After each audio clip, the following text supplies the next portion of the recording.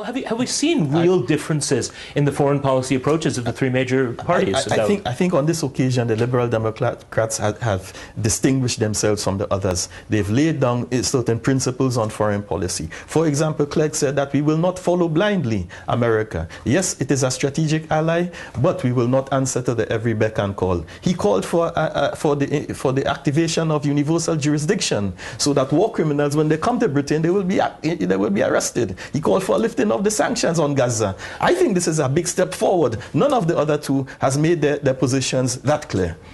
Are we going to see real change with dark horse political parties, Tre, like the Lib Dems? I think it's very possible. These people are people who have been dying to get into power. They've been preparing for years and years and years. I mean, they can't do any worse than the previous governments we've had. I think maybe it's time that these people had a say. We're going to hit the streets of London one more time. Let's go to our next question. I'm not really concerned what the outcome would be, because at the end of the day, I would be on the losing side.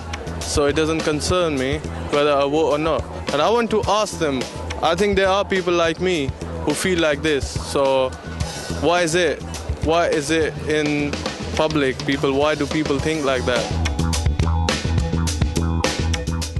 Ashok, why do you think this fellow feels like he's going to be on the losing side? And why do so many people feel like, well, even if I vote, nothing's really going to change? Well, you see, Abdul, I think that's because actually you are often on the losing side. We have a first past the post system, which is a winner takes all system. So you can come second in every constituency out of the 650 and still not win a single seat. Until we have a reform of Parliament and our elections where every vote counts, you can feel like the caller felt. But it's also about making sure that the Parliament and these other institutions like the London Assembly, like our local councils, are representative. And I think one thing we shouldn't forget today, Abdul, is it's not just the general election that people are voting on.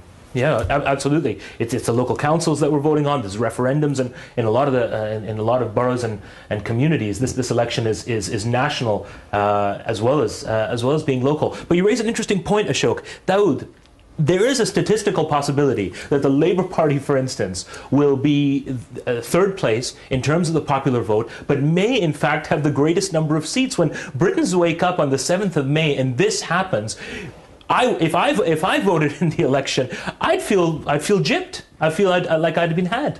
Yes, and there's a strong case for reform of the system. But on this occasion, in the vote itself, if a hung parliament comes out of the process, then the Labour Party or the Conservative will not be given a free hand to dominate proceedings as they did in the last decade or 20 years past. But we would have a more balanced system in where the opposition can check the decisions that are made within the parliament, and that would be good for democracy. We're going to go to Gerard in Manchester. Good evening, Gerard. Let's hear your question. Gerard in Manchester? Hello. Hi, Gerard. How are you? Welcome to Vote Who. Why don't you put your question to the panel? Yeah. Hello. My question is I think you got to turn your TV down, Gerard. We definitely want to hear your question. Go ahead. I think we might have lost.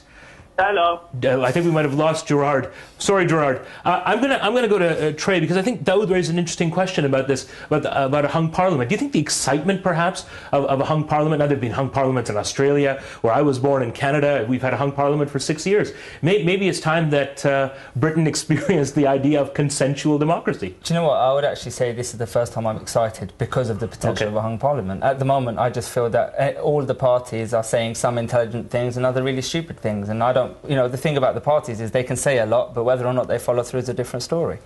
So a hung parliament will be quite exciting for everyone, and plus it'd be nice to see what happens. I mean, are we going to end up making it worse, or maybe we'll improve significantly? Maybe if the people had a voice, we might get it right.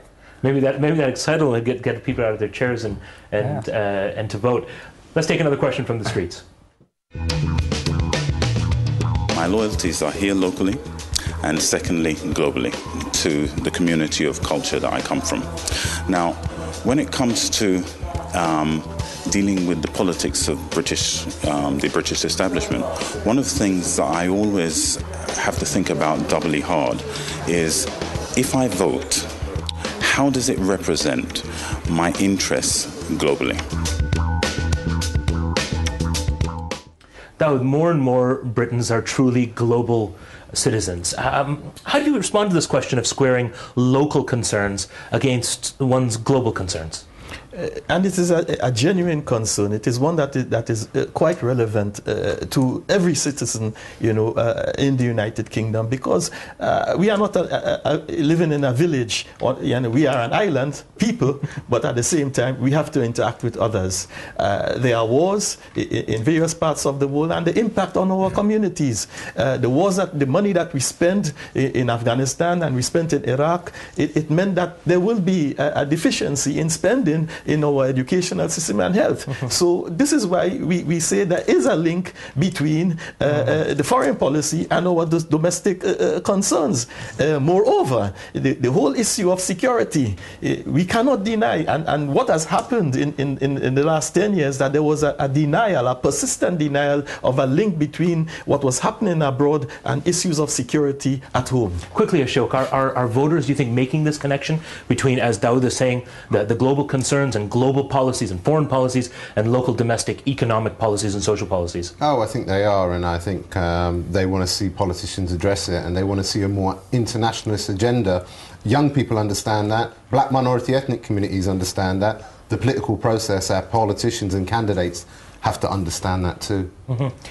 Tre, you've done this documentary, you've been out on the streets, you've talked to a lot of young people. Have you seen the mood actually changing this election? Is this going to be the watershed moment for British Muslim communities, communities of color, working class people to say politics can make a difference? I think what's really happened this time more than ever before is the amount of organisations like ASHOK's OBV, and you elect tons and tons of different organisations for Muslims in every group to make people active. I think it was a matter of education, it was a matter of getting in people's faces. And there are organisations who've gone out and done that now, and it's made people realise, actually, there is more to this politics thing than I'd originally thought. And it's a brilliant thing. So, yes, it's been different, but I think it's been different because of the people who've taken it upon themselves to make a change. Daud, where are you going to be election night? At home. At home with your family, watching the results. Tre, any election parties that you're going to be at? No, at home with the kids, watching the elections, hoping the BNP aren't going to win too many seats. Are you going to bring the kids around and say, kids, watch history happening? Yeah, just to punish them more than anything else. Last word to you, We're Ashok. obviously a very good behaved panel, because I'm also going to be at home. We had a very busy Obama election night, so I think this time I'll be taking it easy at home. Thank you so much to our panel. That's all we have time for today. Please join us tomorrow for the final episode of Vote Who in this election, presented by Andrew Gilligan. Thank you.